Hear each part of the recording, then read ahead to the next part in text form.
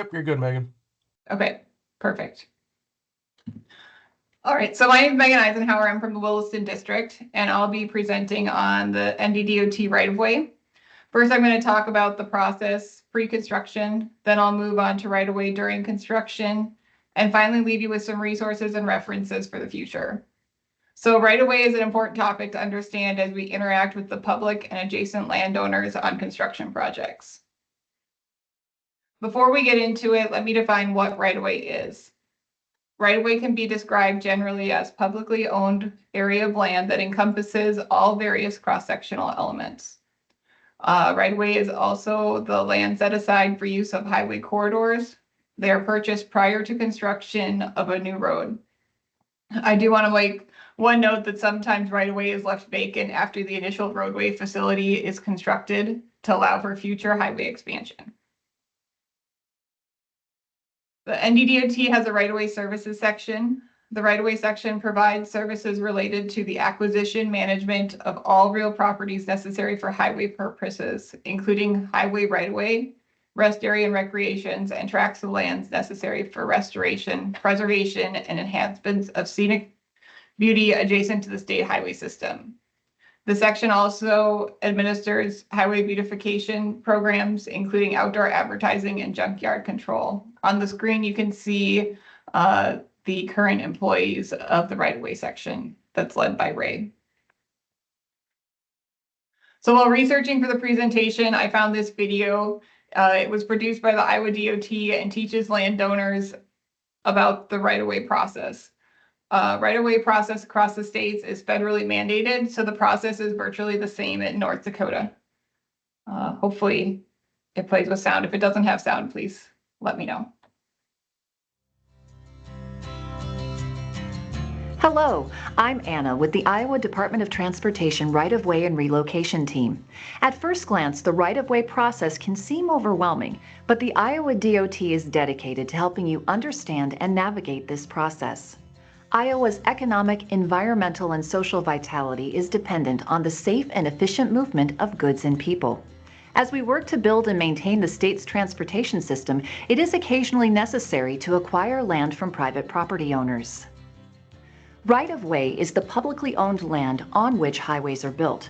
The amount of land needed depends on the type of highway that will be built or improved. We're here to protect you and your rights in this process. If a project involves your property, we want you involved every step of the way. There are several phases involved in project planning, and it can take time to determine right-of-way needs, several months or even years. Once we reach the acquisition stage, the Iowa DOT will contact you to arrange for an inspection and appraisal. The appraiser is an unbiased party who compares your property with recent sales of similar properties in the area to determine the fair market value. A second appraiser then reviews the appraisal for accuracy and establishes the amount of compensation offered to you for land to be purchased by the DOT. If we only need a portion of your property, your compensation will be based on the expected reduction of your property value caused by the planned construction. You, as the property owner, have the right to negotiate the DOT's offer. Negotiations allow for you to draw attention to considerations we may not have been aware of during the appraisal. We will continue to work with you to reach a fair and reasonable purchase agreement. Once we reach an agreement, the DOT will provide payment as quickly as possible. But remember, this process takes time. As we work to finalize your payment, continue to enjoy and utilize your property. If it is necessary for you to move from your property, we will give you reasonable time to do so. We will assign you a relocation assistance agent who will advise you on your benefits, which may include reimbursement for moving and other expenses. The relocation agent can also help you in your search for a new home. To avoid a reduction or loss of these benefits, please do not move until you have been contacted by your agent and received the DOT's approval. We understand the amount of time, effort, and pride you have invested in owning property in this beautiful state. While we cannot reimburse you for the memories, we pledge to treat you fairly and to become your partner and advisor throughout this process.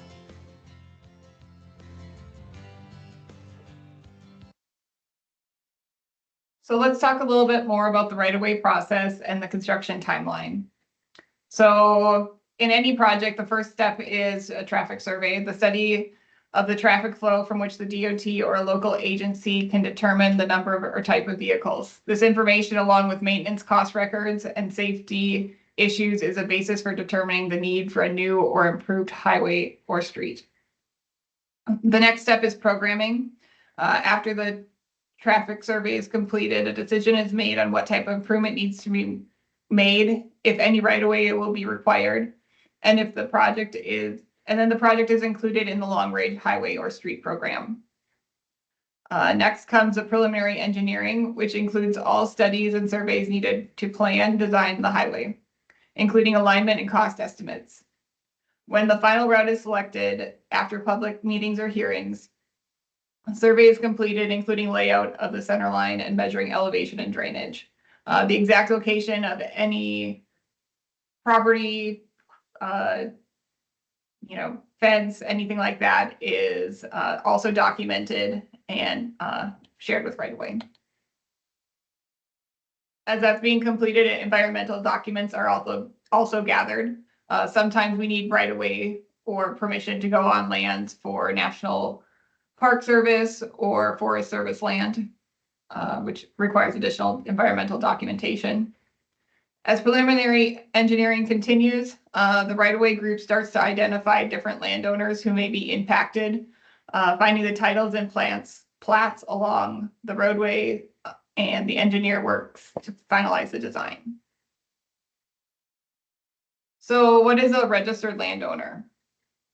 The registered landowner or owners can be found on the title and the deed for the property. It can be one person, a married couple, or a group of people.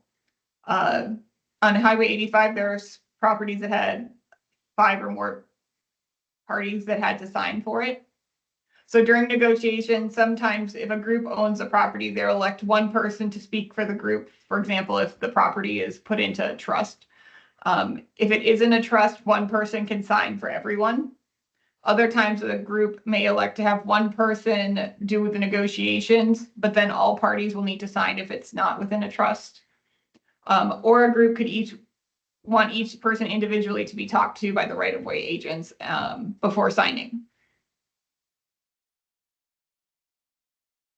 After right-of-way finds out who the landowners are, they'll reach out and make an initial contact with them. They'll give them a heads up for what project is being planned. At this stage in the game, they can't talk about money, but they can give the landowners just an update of what's to come. After the initial contact is made, then the right-of-way agents put together an estimate for the total right-of-way that will need to be purchased for a project. The prices are based off of fair market value according to the property use. Then the DOT submits the estimate to the Federal Highway for review. Federal Highway then reviews it and will give authorization for right-of-way and the project to move forward. After Federal Highway gives authorization, the right-of-way agents again meet with the landowners, and now they can start talking about money. Valuations can be for a number of needs. The land can be partially or totally acquired. It can also be a temporary construction easement or a combination of all of the above. If the NDOT believes the acquisition of the property is uncomplicated and a review of available data supports a fair market value that is less than $35,000, a waiver of valuation can be prepared as a basis for the agency's offer. This was just recently changed from $10,000 to $35,000 in the last few months here.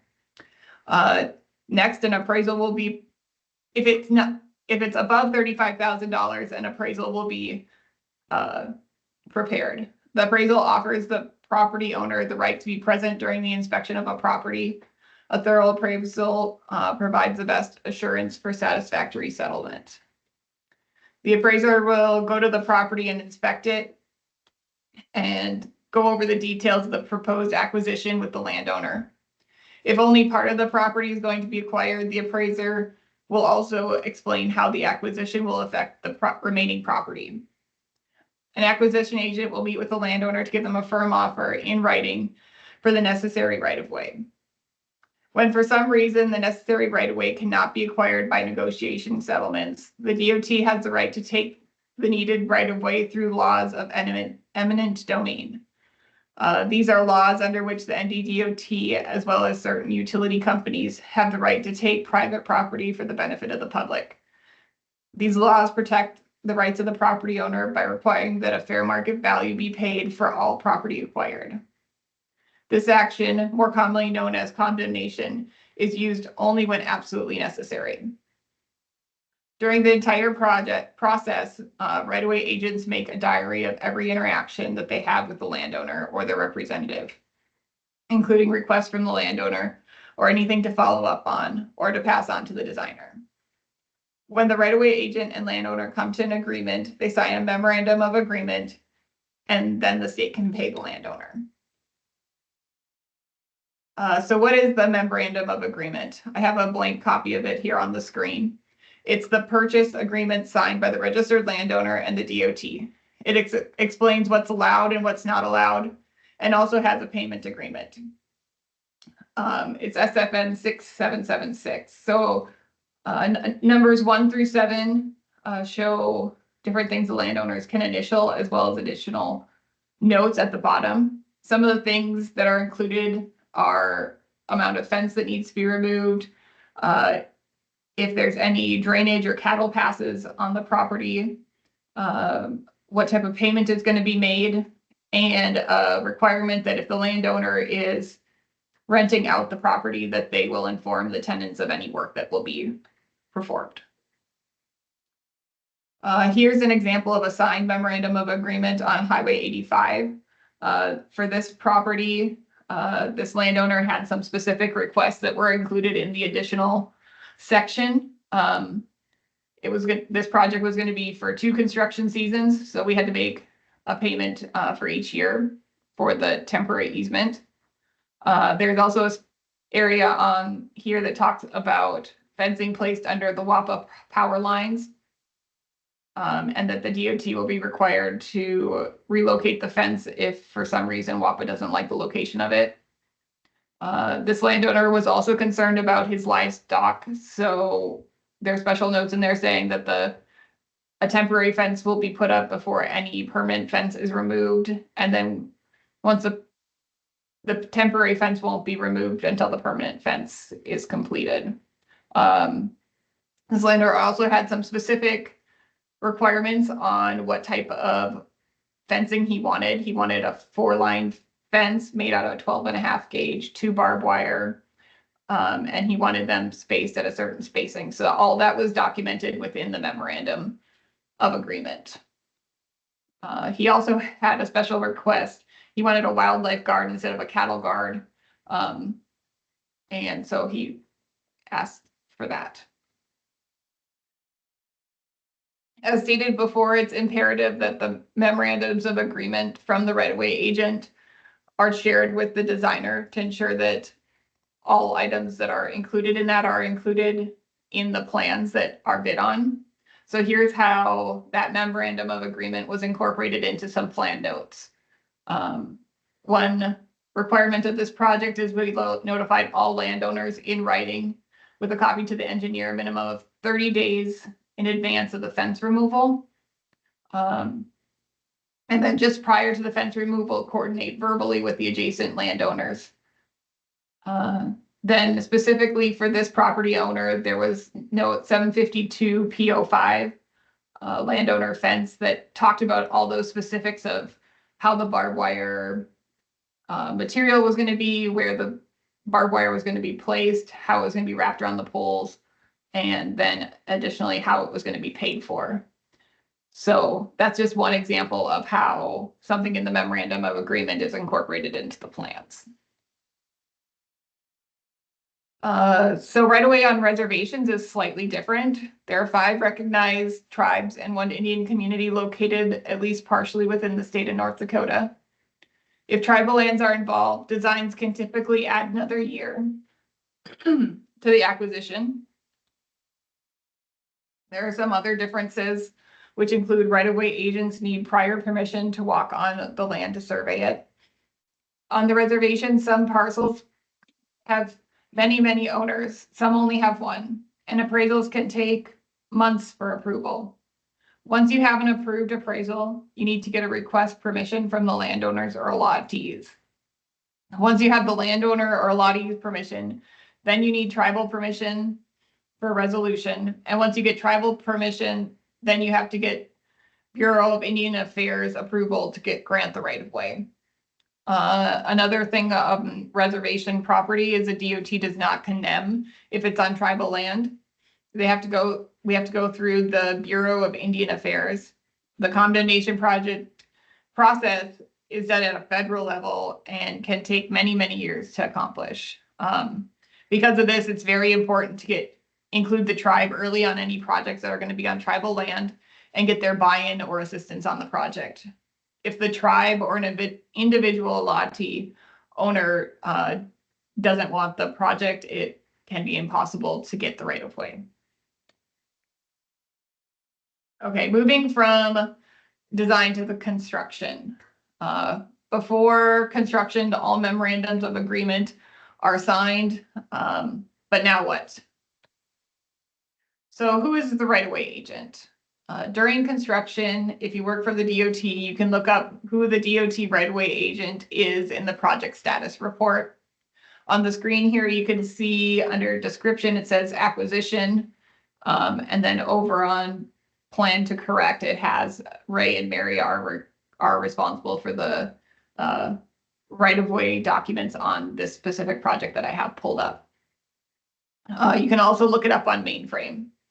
If you work for a consultant, please reach out to tech support for any issues with right-of-way, and they can connect you to the correct person.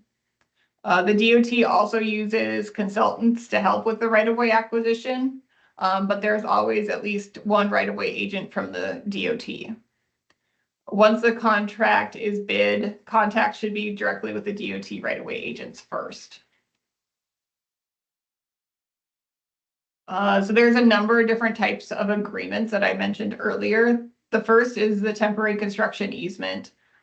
This is good for one season for up to 5 years after the agreement is signed. So if there's a project for 2 years, the memorandum agreement will have to pay for the temporary easement twice. Also, if the agreement is signed, but the project is delayed more than 5 years, it's no longer valid and right-of-way will renegotiate. The land is property that the contractor can access during the construction project. It might be needed for a number of reasons, but for a temporary construction easement, it's not going to impact the use of the property. One example of a temporary easement is shown on this plan sheet.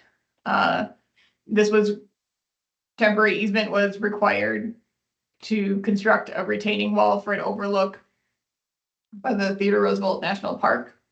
Other times that you may have a temporary construction easement is for placing fence or for installing a jack and bore pipe where you need some extra area for the bore pit. In addition to temporary easements, there's also permanent easements. These will show on plans as proposed roadway easements as circled on the left. This is often done when a landowner does not want to sell the land, but the project will alter the useful area of the land by increasing the slope or adding some type of infrastructure. So another example on Highway 85, we added some horizontal drains in a slide area. The landowner didn't want to sell the acreage, so they signed a permanent easement, which is shown in the teal line, while the existing right-of-way is shown in red. The third type of easement is the warranty deed. This is where the NDDOT will buy all or a portion of the property from the landowner. As shown in the orange circle here, it shows as proposed right-of-way. We purchased a 65 by 150 foot area due to grading limits. Again, we'll often buy the property if we're going to be changing the useful function of it. On other projects, the NDDOT may purchase an entire property and relocate the family living on it, and the DOT will become permanent owners of this purchased land. So what do you do if there's a problem?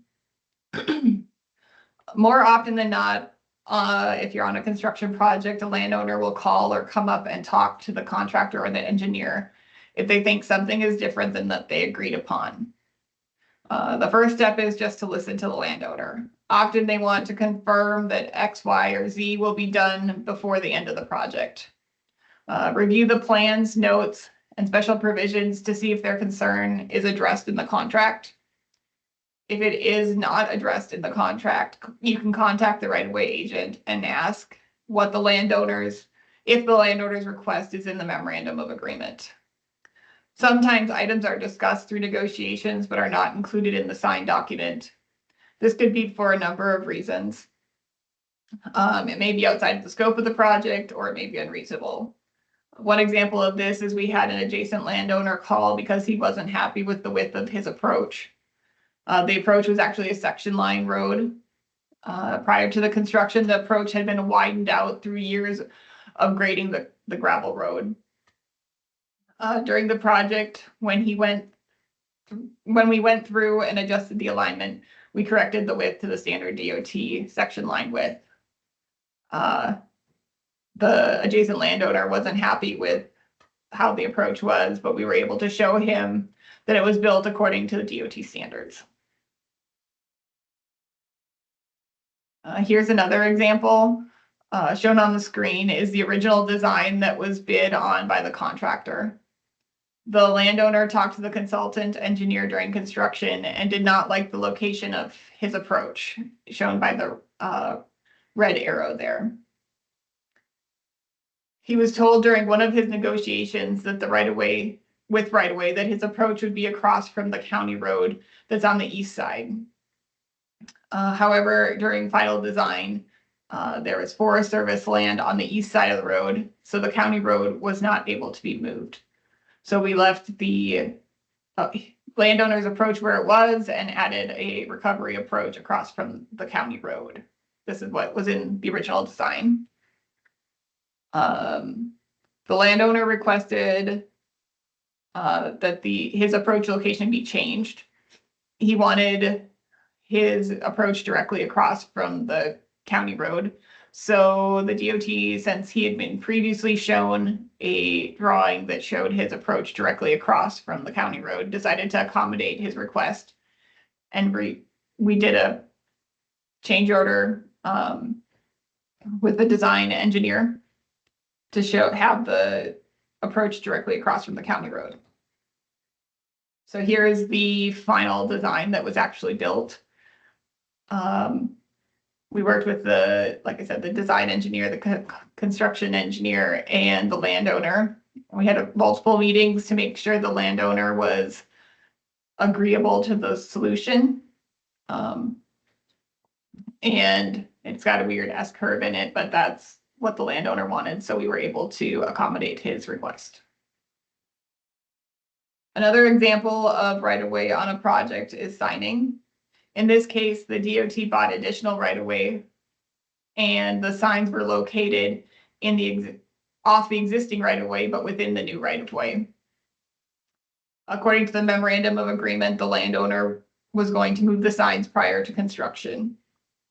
As the contractor moved into the area, a number of signs and teal were still in place. Right-of-way assisted in finding the correct landowner and reminding them of their commitments. Because according to the DOT's contract, if the contractor were to remove the signs, they were to dispose of them. The landowner wanted to keep the signs, so he quickly got them moved and relocated off the new right-of-way. Right-of-way also helps with utility movement. If a utility is within the current right-of-way, it is the utilities company responsibility to move the utility at no cost to the DOT. However, if the utility is within a newly acquired right-of-way of the DOT, we participate in the cost to move the utility. Ideally, these utilities would be moved prior to construction starting, but often it is occurring during the project. There were a lot of utilities that needed to be moved on Highway 85. Utility SP was included in the contract with plan sheets showing each utility and ranking them based on how they were affecting the project and how much work it would be to move them. Special requirements were often included in the SP, such as some utilities required a person on site anytime there was work within 50 feet of the utility. Other utilities required a blister over the buried utility to protect it, or others required a potholing of the utility for depth before any work was completed around it. On the screen here, you can see that there's multiple different colors, the red being a level 4 and the green being level 2.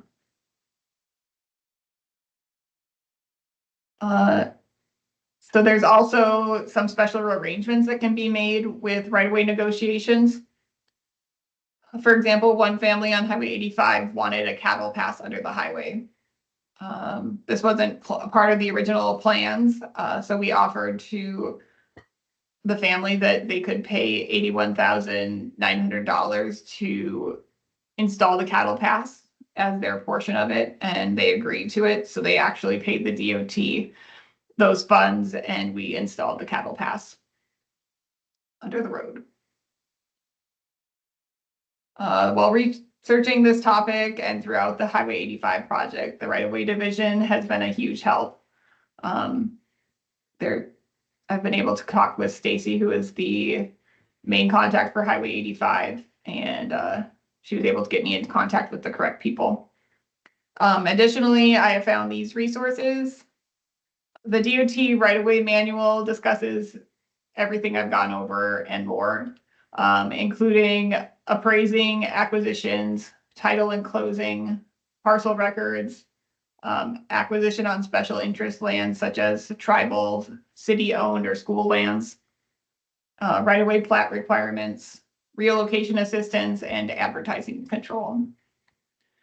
And if you just type into Google NDDOT right-of-way manual, you should be able to be taken to their website. Also on that web page is this pamphlet called Information for Highway and Street Projects. This is where most of my information came from for the timeline. It's a pamphlet to give out to adjacent landowners on the right-of-way process.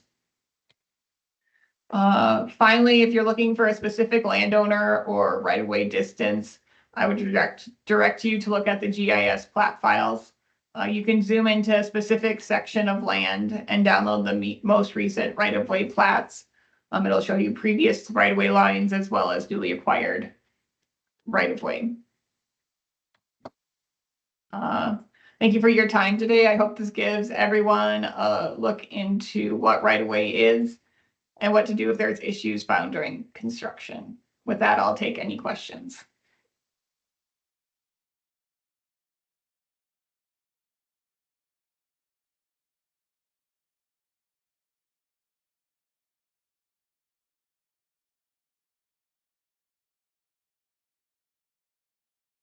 I have a question, Megan. Yep. So when your right-of-way negotiations start out, do you ever deal with any landowners that are very upset or very hard to deal with? If so, what do you do to begin negotiating like that? I'm just curious. Well, I don't do the negotiating, obviously, but I'm talking with Stacy. I think giving them a heads up ahead of time helps. And show it, working with them to get what they want. Like the one guy wanted specific fencing and specific notes in there. I think that helps them. So then are you involved? Do you go out with Stacy or whoever representing the district, or they go out on their own? They go out on their own. I just start with once construction is going is the only time that I deal with the landowners. All right. Very good. Thank you. Yep.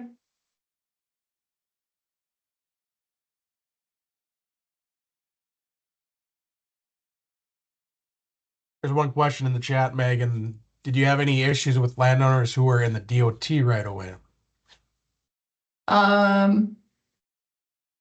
I think there's always issues with landowners in the DOT right away. Often it's, signs or farming. We also had someone on the newly acquired right of way on 85 that they didn't tell their tenants that the newly acquired right of way was going in, and they planted seed within that like 50 feet we are acquiring. So we had to talk with the landowners, let them know, like, sorry, you've already planted your seed, but this is DOT property now.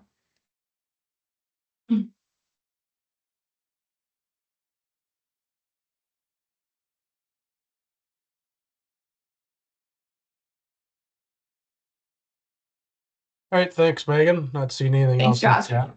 Yep, thank you. I guess we'll stop recording now.